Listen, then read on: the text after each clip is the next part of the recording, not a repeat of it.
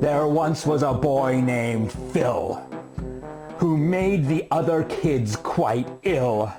He ate beans real well and he made a gross smell, and you're always so grumpy, Phil.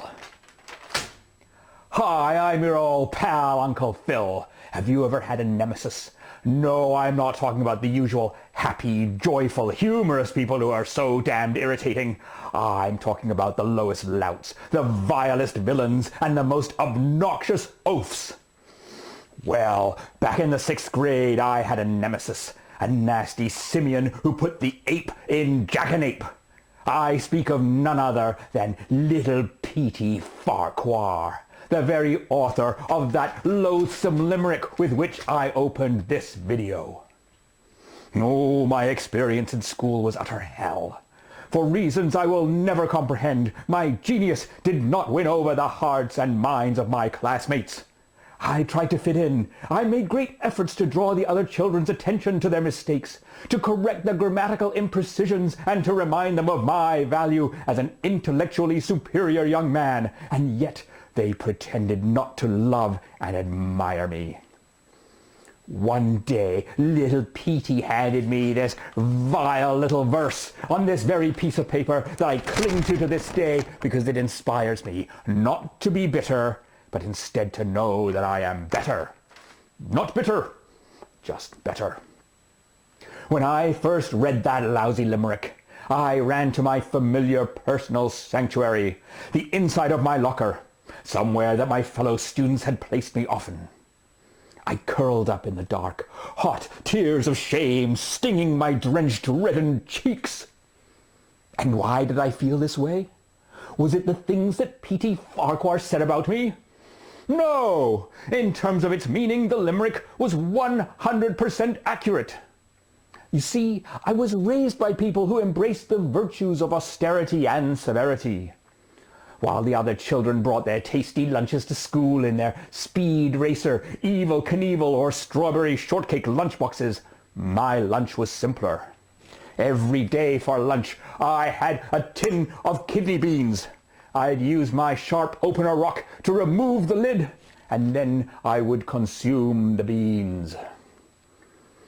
This significant intake of fiber had of course the expected effect on my digestive system, producing copious quantities of sulfurous methane. No, I was not disturbed by the facts presented in little Petey Farquhar's limerick. The reason for my humiliation and embarrassment was the fact that I had to share a classroom with an individual who couldn't even use a contraction properly.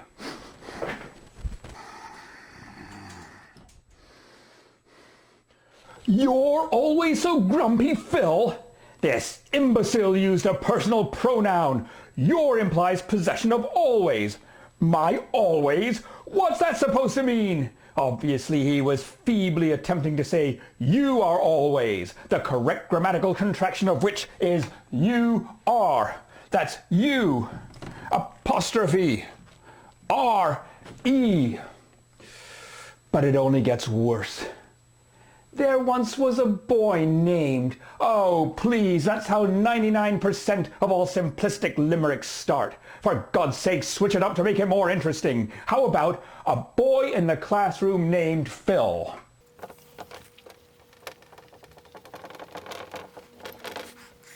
Who made the other kids quite ill? The cadence, the syllabic emphasis of this line is all wrong. The second line of a limerick goes... dum dum dum dum dum dum dum dum dum. So we would have to pronounce it, who made the other kids quite ill. It's all wrong. How about often made all his classmates feel ill?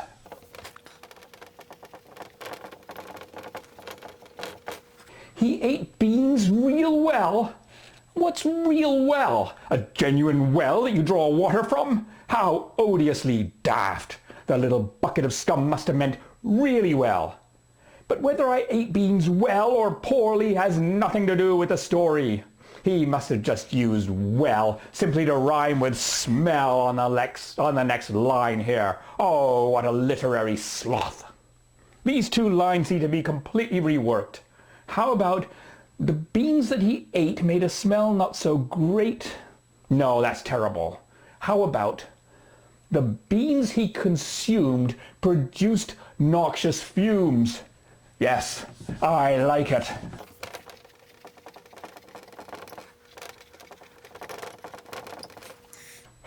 Now, you could rightly argue that consumed does not rhyme precisely with fumes, and you would be technically correct. But as you can tell, I'm an open-minded, flexible person who embraces whimsy and poetic license. And so we come to the last line of this loathsome limerick.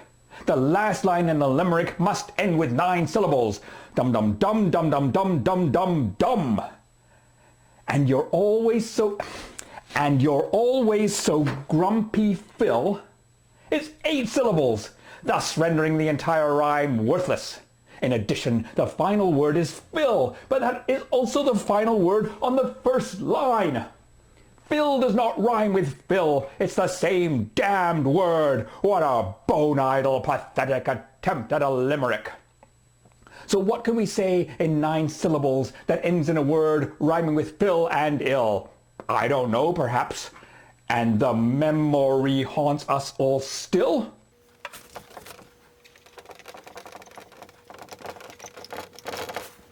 So there it is. A boy in the classroom named Phil often made all his classmates feel ill. The beans he consumed produced noxious fumes, and the memory haunts us all still. Now that, Petey Farquhar, is how you write a factual and non-humorous limerick. I'm your old pal, Uncle Phil, reminding you that humor in all of its forms is the scourge of society. And the deceitful disguising of jokes in the form of limericks is especially vulgar, because as you know, my fellow concerned citizens, and you, Petey Farquhar, jokes are not funny.